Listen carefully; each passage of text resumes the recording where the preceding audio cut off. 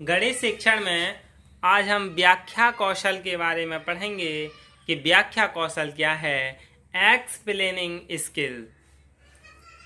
कक्षा में पढ़ाते समय गूढ़ एवं कठिन विषय को शिक्षक सरलतम बनाकर छात्रों के समक्ष प्रस्तुत करता है। विषय को ग्राह्य व सरल बनाने हेतु जिस कौशल का प्रयोग करता है उसे व्याख्या कौशल कहते हैं।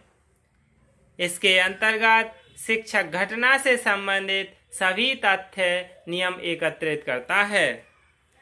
While teaching in class, the teacher presents the difficult subject to the students by making it simple. The skill that one uses to make the subject acceptable and simple is called interpretation skill. Explaining is the use of interrelated statement about a concept, phenomenon, or generalization with a view to providing its understanding to someone else. यानी व्याख्या किसी अवधारणा की घटना या सामान्यीकरण के बारे में किसी अन्य व्यक्ति को अपनी समझ प्रदान करने के लिए परस्पर संबंधित कथन का उपयोग है, जिसमें इन कथनों में आपसी संबंध निर्धारित करता है, जिससे उन्हें धारा प्रवाह रूप से छात्रों के समक्ष रखा जा सके। इस प्रकार व्याख्या को निम्न प्रकार से परिभाषित किया गया है: किसी घटना, संप्रत्यय, सिद्धांत या तथ्य को किसी व्यक्ति को समझाने की दृष्टि से कई परस्पर संबंधित कथनों का प्रयोग करना पड़ता है। इसमें क्यों और कैसे से संबंधित प्रश्नों का उत्तर देने हेतु व्याख्या की आवश्यकता होती है। एक अच्छी व्याख्या वह है जिसे छात्र सरलता से समझ सकें और सहज ही उसे बता सकें। शिक्षक के कुछ व्यवहार प्रभावशाली व्याख्या में सहायक होते हैं और कुछ व्यवधान डालते हैं। इस कौशल का प्रमुख उद्देश्य व्याख्या के प्रभावशाली व्यवहारों में वृद्धि करना तथा बाधा डालने वाले व्यवहारों को कम करना होता है। अब हम व्याख्यान कौशल के घटक पढ़ लेते हैं कि कंपोनेंट्स ऑफ एक्सप्लेनेशन स्किल। व्याख्या कौशल के जो घटकों का प्रयोग से छात्राध्यापक हैं, इनके व्यवहार में वांछित परिवर्तन एवं विकास किया जा सकता है। कौन कौन से घटक हैं? सबसे पहला है स्पष्ट प्रारंभिक कथन, यानी बिगिनिंग स्टेटमेंट। शिक्षक जो पाठ पढ़ाने जा रहा है, यानी जो लेसन पढ़ाने जा रहा है, उससे संबंधित प्री स्टेटमेंट यानी प्रारंभिक कथन देता है। क्लियर प्री स्टेटमेंट के द्वारा छात्रों का ध्यान एक बिंदु पर केंद्रित करके उचित दिशा में उन्हें अग्रसरित किया जा सकता है। यह कथन छात्रों को तत्पर बनाते हैं, जिससे वह अधिगम के लिए मानसिक रूप से तैयार हो जाते हैं। अगला घटक है जोड़ने वाली कड़ियों का प्रयोग, यानी यूजिंग एक्सप्लेनिंग लिंक्स। व्याख्या को प्रभावशाली बनाने के लिए उसमें निरंतरता का होना अति आवश्यक है। शिक्षक एक व्याख्या करता है तो वह कुछ विशिष्ट शब्दों जैसे कि, जब, अतः, तब, जिससे, अर्थात, फलस्वरूप, चूंकि, अगर, इनकी, क्योंकि आदि का प्रयोग करता है। इन विशिष्ट शब्दों के द्वारा विचारों के प्रस्तुतिकरण में निरंतरता बनी रहती है, यानी कंटिन्यूअस बनी रहती है, जिससे छात्र व्याख्या को अच्छे प्रकार समझ सकते हैं। अगला घटक है मुख्य बिंदुओं को समावेश, यानी कवरिंग एसेंशियल पॉइंट्स।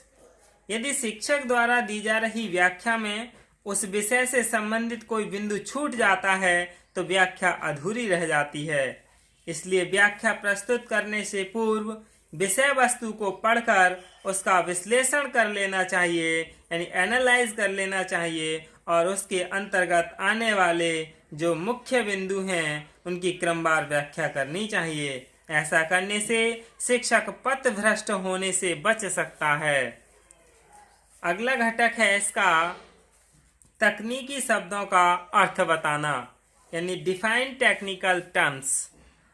व्याख्या में तकनीकी शब्दों का कभी कभी प्रयोग किया जाता है और छात्र उसे समझ नहीं पाता, इसलिए उन तकनीकी शब्दों का अर्थ विद्यार्थी को स्पष्ट करके ही शिक्षक को आगे बढ़ना चाहिए।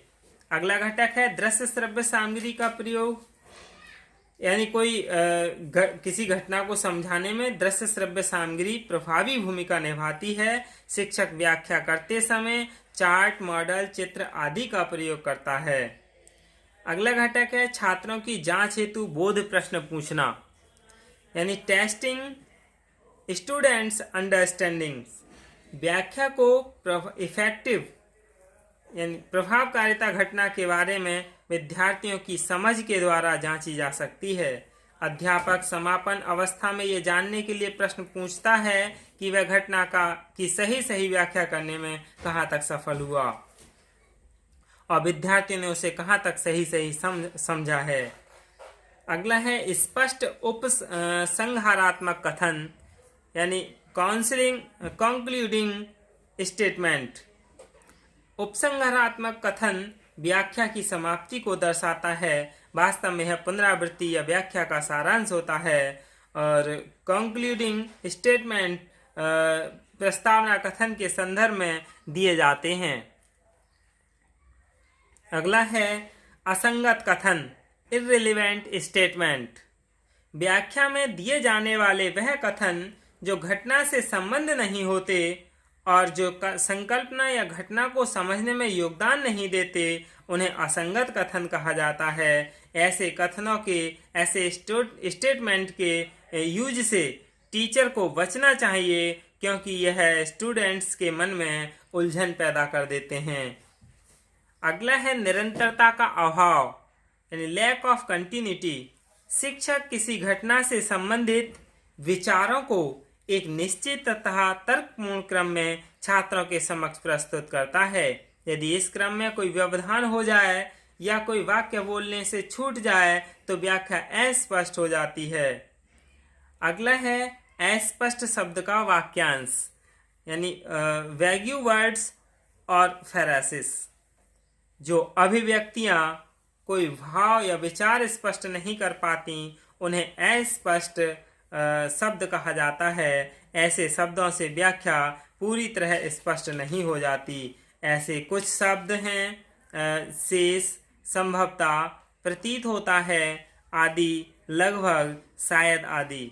आदि, लगभग, शायद आदि ऐसे शब्द अस्पष्ट शब्द कहलाते हैं। यही क्या है व्याख्यान कौशल के घटक हैं। धन्यवाद।